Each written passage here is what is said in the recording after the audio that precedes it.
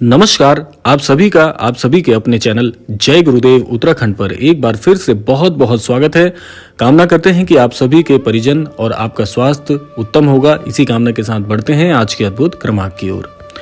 आज का ये अद्भुत क्रमांक बहुत ही अद्भुत होने वाला है, क्योंकि आज के इस क्रमांक में महाराज जी से जुड़े ऐसे तथ्य आपके साथ साझा करेंगे जो कि आपके जीवन में आपको एक सफल व्यक्तित्व तो प्रदान करेगा ही, साथ साथ में बताएगा कि आपके जीवन में सफल बनने के लिए कौन कौन से ऐसे सुधार, कौन कौन से ऐसे चुनाव आपको करने चाहिए जिससे कि जीवन में एक सही मार्गदर्शन के साथ साथ जीवन में सही दिशा की ओर बढ़ा जाए। महाराज जी इस पर एक बड़ी ही अद्भुत शिक्षा प्रदान करते हैं। महाराज जी का कहना है कि जो भी भक्त एक बार मेरे सानिध्य में आ जाता है, ऐसे भक्त को फिर किसी प्रकार की चिंता करने की आवश्यकता ही नहीं है। अब इसी तथ्य पर यदि हम थोड़ा गौर करें तो महाराज जी आपको यह विश्वास दिलाते हैं कि यदि आप मेरे सानिध्य में आ जाते हैं, यदि आप मुझसे जुड़ जाते हैं, तो अब आपको किसी भी प्रकार की परेशानी, किसी प्रकार की चिंता करने की बिल्कुल भी आवश्यकता नहीं है, क्योंकि महाराज जी का अमोघ हस्त है ही इतना घनिष्ठ, इतना कि आपके जीवन में किसी भी प्रकार की कठिनाई को आने से पहले ही महाराज जी का अमोघ हस्त उसको आपसे कोसों कोसों दूर कर देता है।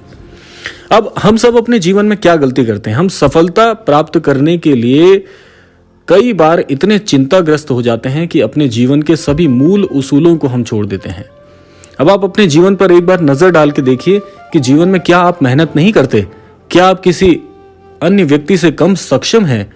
जब आप इतनी मेहनत कर रहे हैं, जीवन में इतनी कठिनाइयों का सामना कर रहे हैं, धैर्य बनाए हुए हैं, विवेक बनाए हुए हैं, तो फिर आप कमजोर कहां पर पड़ जाते हैं? देखिए, ज्ञानवान से ज्ञानवान पुरुष भी एक गलती कर बैठते हैं, जो कि होता है कि कठिन परेशानी में, कठिन दौर में अपने विवेक को खो बैठना। जो व्यक्ति कठिन समय में विवेक खो बैठता है, ऐसा व्यक्ति जीवन में ज्ञानवान होने के साथ साथ भी मूर्खों जैसी गलती कर बैठता है। महाराज जी आपको यही विश्वास दिलाते हैं कि एक बार यदि आप मेरे सानिध्य में आ जाते हैं तो फिर आपको चिंता करने की आवश्यकता नहीं है। मैं आपकी स्वयं चिंता करूंगा, ये सृष्टि स्वयं आपकी चिंता करेगी। और ये विश्वास आपको अंदर से जागृत करने की आवश्यकता है। सबसे पहला सुधार अपने जीवन में आप यही करिए। मैं प्रत्येक महाराज जी के अनन्य भक्त से यही बात कहना चाहूंगा कि सबसे पहले अपने मस्तिष्क को खाली करिए। महाराज जी कहते भी हैं कि जीवन में व्यक्ति जो भरे हुए मस्तिष्क होते हैं, जिस प्रकार से एक भरा हुआ घड़ा होता है, उसमें जल भरना या उस पात्र में कुछ भी भरना बड़ा मुश्किल होता है, क्योंकि पहले से ही वह पात्र पटा हुआ है। अब जीवन में आपको भी यही करना है कि सबसे पहले महाराज जी से जुड़ने के पश्चात यदि आपने महाराज जी के दर्शन कर लिए हैं, महाराज जी को गुरु रूप में स्वीकार कर लिया है, तो अपने भरे हुए मस्तिष्क को खाली करिए। खाली करने का आशय यहाँ पर यही है कि सारे विचारों को एक बार मस्तिष्क से निकाल दीजिए। सबसे पहला कार्य यही करना है, ये सबसे पहला उपाय है कि खाली करिए मस्तिष्क। उसके पश्चात आपको महाराज जी के सानिध्य में आने के बाद में महाराज जी से अपने सभी मंतव्यों को कहना है कि महाराज जी, जीवन में मैं ये सोचता हूं कि मेरे जीवन में ये सुधार होने चाहिए, मेरा ये लक्ष्य है, इस लक्ष्य को मैं पूर्ण करना चाहता हूं, मुझे इस लक्ष्य को पूर्ण करने के लिए मार्गदर्शित करिए। इस प्रकार से जब आप अपनी प्रार्थना महाराज जी के समक्ष कहते हैं तो महाराज जी और ये सृष्टि अपना कार्य शुरू कर देती है। वह कार्य क्या होता है कि आपके जीवन में जो आपका लक्ष्य है, महाराज जी उसकी ओर आपको सही दिशा की ओर मार्गदर्शित करते हैं। हो सकता है कि आप अपने लक्ष्य के प्रति गलत तरीके से बढ़ने का प्रयास कर रहे हों या उतना परिश्रम आप नहीं कर रहे हों, तो महाराज जी सबसे पहले आपके जीवन में आपको यह मार्गदर्शन प्राप्त करते हैं कि जो लक्ष्य आपने तय किया है उसके लिए कौन कौन सी चीजें उत्तम होगी, उसको महाराज जी सुनिश्चित करते हैं। उसके बाद आपके जीवन में वे स्वतः ही वे सुधार आप करने प्रारंभ हो जाते हैं, क्योंकि महाराज जी सन्मति और सद्बुद्धि दोनों प्रदान करते हैं। सन्मति का आशय है कि जो लक्ष्य आपने तय किया है उस लक्ष्य के लिए आपको सन्मति प्रदान होती है। आप जो गलत मार्ग से अब तक बढ़ रहे थे उन मार्गों को आप स्वयं ही सही करेंगे, स्वयं ही वह सुधार करेंगे, ऐसी आपको बुद्धि महाराज जी की तरफ से प्राप्त होती है। उसके बाद जो परिश्रम में आप कमी कर रहे थे, वे परिश्रम, पर्याप्त परिश्रम करना आप प्रारंभ कर देते हैं, जिसके बाद धीरे धीरे आप अपने मार्ग की ओर बढ़ते हैं और अंततः आपको आपके वह लक्ष्य की प्राप्ति होती है।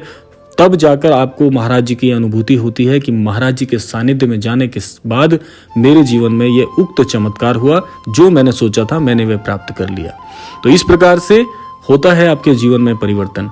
इसके अलावा महाराज जी और क्या करते हैं? महाराज जी से जुड़ने के बाद में आपके जीवन में आध्यात्म के प्रति जो अकाट जो रुचि पैदा होती है उसका कोई तोड़ नहीं होता। आप ये रुचि आजीवन अपने साथ रखते हैं और धीरे धीरे से महाराज जी का आपको ज्ञान प्राप्त होता है। महाराज जी जो अपने अनन्य भक्तों से चाहते हैं वे सारे कार्य आपके जीवन में स्वयं ही प्रयुक्त होने लग जाते हैं। उनका प्रवेश आपके जीवन में धीरे धीरे से होने लग जाता है।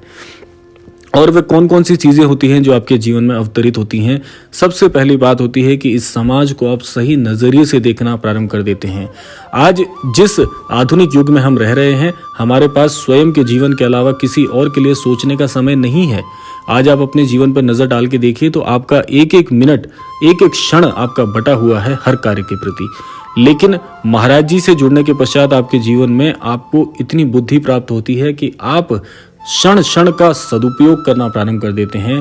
और ये सदुपयोग कैसे होता है कि आपको समय का ज्ञात ही नहीं होता। समय कैसे गुजर रहा है, कैसे ये समय ढल रहा है, आपको उसका अंदाजा तक नहीं होता। और सही समय पर सही निर्णय लेना, ये महाराज जी के द्वारा आपको मार्गदर्शन प्राप्त होता है।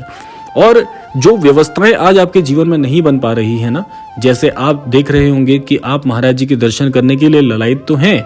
एक उदाहरण आपको बता रहा हूं कि आप चाहते तो हैं महाराज जी के दर्शन हो जाएं, लेकिन ना तो योजना बन पा रही है, ना प्रबंध हो पा रहा है, ना इस प्रकार की कोई सुविधा हो पा रही है कि महाराज जी के दर्शन आपको प्राप्त हो जाए।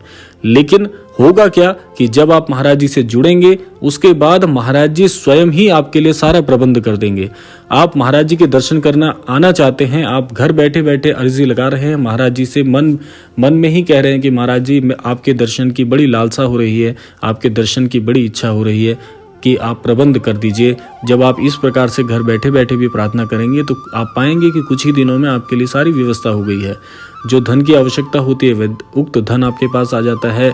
आप अगर अकेले पड़ जाते हैं तो आपके लिए साथी आपके हो जाते हैं। आप बहुत दूर रहते हैं तो कैसे आप वहां तक पहुंचेंगे गंतव्य तक, वे गंतव्य के लिए सारा मार्ग प्रबंधन हो जाता है। तो सब कुछ महाराज जी सुलभ करा देते हैं। बस चाहिए क्या? महाराज जी से जुड़ने वाले प्रत्येक भक्त से महाराज जी एक ही चीज कहते हैं, एक ही चीज मांगते हैं, वे सिर्फ है सच्ची श्रद्धा, समाज के प्रति अपने जिम्मेदारी को समझना, सत्कर्म करना और आध्यात्मिक रहना। जीवन में बहुत से लोग आध्यात्मिक बनना चाहते हैं। जीवन में बहुत से लोग चाहते हैं कि हम भी ईश्वर के प्रति अपनी पूजा, अपनी विधि समर्पित करें, लेकिन सही मार्गदर्शन नहीं मिल पाता है क्योंकि ये समाज आज भी ईश्वर को जानने के लिए, ईश्वर के समक्ष जाने के लिए बहुत ललायत है, लेकिन सही मार्गदर्शन करने वाले गुरु जीवन में नहीं मिल पाते हैं। तो मैं आपको ये विश्वास दिलाना चाहता हूं कि महाराज जी एक ऐसे सद्गुरु हैं जो आपके जीवन में यदि एक बार प्रवेश कर गए तो समझ लीजिए कि पीढ़ियों पीढ़ियों का कल्याण हो जाएगा आपके जीवन में सफलता के नए नए मार्ग खुल जाएंगे। और एक समय आप ऐसा सोचते होंगे कि मैं इतना मूर्ख हूं, मेरे पास तो ज्ञान ही नहीं है, मेरी कोई आस्था नहीं है। अगर आपकी ऐसी भी स्थिति परिस्थिति है तो महाराज जी आपको क्या से क्या बना सकते हैं। महाराज जी आपको रंक से राजा बना सकते हैं। महाराज जी में इतना सामर्थ्य है। महाराज जी कहते हैं मैं सभी गुरुओं का गुरु हूं।